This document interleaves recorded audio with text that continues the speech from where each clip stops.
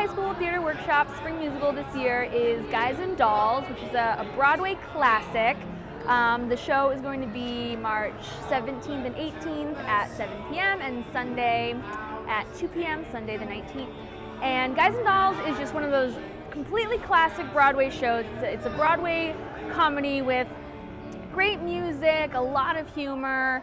It's set in New York City in the early 1950s, and it's about a group of New York gamblers and the ladies in their lives. And it has lots of famous songs, including Luck Be a Lady, Sit Down, You're Rocking the Boat, lots of music that's made it into popular culture as well as Broadway culture. And it was made into a movie with Marlon Brando and Frank Sinatra. It was really great to do a modern show that was really relatable to audiences in one way. And then yes, Pippin, much more of a kind of existential piece. And yeah, now to just do a pure, straight up musical Broadway comedy in the old school style has been a fun challenge, both for the acting and singing as well as dancing in a more traditional style. And just the costumes and the general look of that classic kind of golden era of Broadway and Hollywood as well. I play General Matilda Cartwright. She comes in halfway through the show and she kind of drives the plot along because she tells Sarah, who's in charge of the local mission, that that they're not getting enough people in, so they're going to have to close the mission, which is what really makes Sarah decide to go to Havana with Sky so that she can get the gamblers to come in. Two of the main characters are Sky Masterson, a gambler, and Miss Sarah Brown, who is a Salvation Army missionary. So you've got the gambler and the religious gal kind of getting mixed up together to hilarious effect, as you can imagine. And they're actually played by John Probert and Eilat Tabak, who are George and Emily Webb in Our Town in the fall. So another romance for them on stage this year. And then our other two leads, the other couple in the show, Nathan Detroit and Miss Adelaide, actually played by two of our younger students. Erin, who's playing Adelaide, she's a freshman, and so it's been awesome to see her get a chance to really dive in and tackle a role, especially as someone younger. You know, younger students don't always get that chance, but she just perfectly encapsulated the role on stage at auditions, and it's been really funny to see the comic relationship between Nathan and Adelaide develop. You kind of have Sky and Sarah as the more serious romance and Nathan and Adelaide as the comic relief, and to see them play off each other and really develop their character voices and the relationship dynamic has been really fun. Nathan Detroit, he is a crap shooter, of course, and he's like the main guy who sets up the crap game, and he's married to Adelaide, who is basically a stripper at the Hot Box. My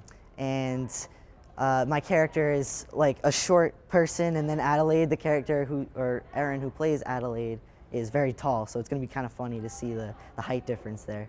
My favorite song is Sue Me, because it's just me and Adelaide, and it's a big fight scene, and there's just one moment where me and her just scream at each other, and I love it so much. It's a lot of fun. Big, broad characters is exactly the way to put it. You know, we're talking New York gangsters, you know, so we keep saying the accent can be as big as you want. You know, the comedy is broad, and the script and the comedy is written in that old school sort of rat-a-tat style with jokes and insults and puns and kind of almost in the vaudeville tradition almost. So it's been fun to see them adjust to that style, which again is quite different from Pippin or Legally Blonde a few years ago, which were funny, had their moments, but just weren't in that old rat-a-tat rhythm.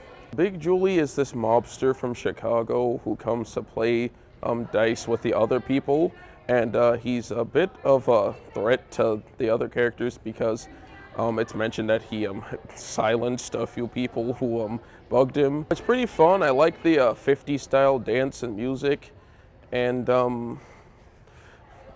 I like doing this kind of character because I was Marley before, and then in Our Town I was a dad, and now this time I get to be like this mean mobster, so it's pretty fun. The gangster hats and the suits and the loud jackets, and there's also a group of showgirls in this show, so we're having fun with lots of sequins and boas and That's interesting too. We haven't had kind of a more traditional dance ensemble in the past. So yeah, being able to dive into a real period piece is fun, and to see the kids come alive even more once they've got that hat on, or that boa, that sparkly dress, that's a lot of fun too. We all love it. We all love it. Bringing back like very fun songs, and I think we all have a great time, and we all look forward to coming to rehearsal every day. My first show was 12th Night, which was Shakespeare, and I was a freshman, and I wasn't really sure if I wanted to do theater or not, but I decided to give it a go. So I auditioned, and I was put in the ensemble with all the other freshmen, but it was fine, and we had a great time. And then I just kept auditioning, and I just kept being parts of the show, and it's really fun. You meet a lot of people, and I love it a lot. For the people all said sit down, you're rocking the boat.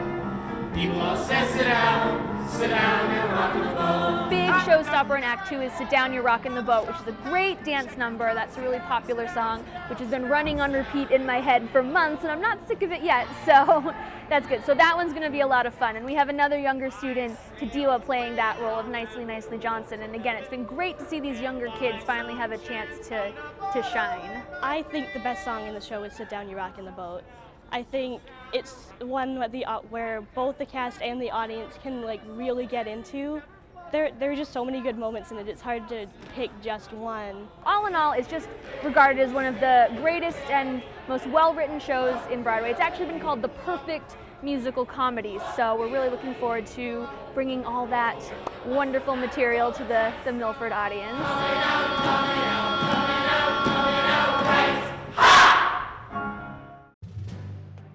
This is Milford TV News and Sports Director Tim Coet. Make sure you check out new editions of the Milford Informer every Friday at 7:30 p.m. or during one of our 8 convenient re-air times throughout the weekend. You can also find individual news stories as well as full archived editions on our YouTube page My Milford TV. If you live in the greater Milford area and have an idea for a news story, you can tweet at us using the handle @Milford_TV, or you can contact me directly by sending an email to news@milfordtv.net.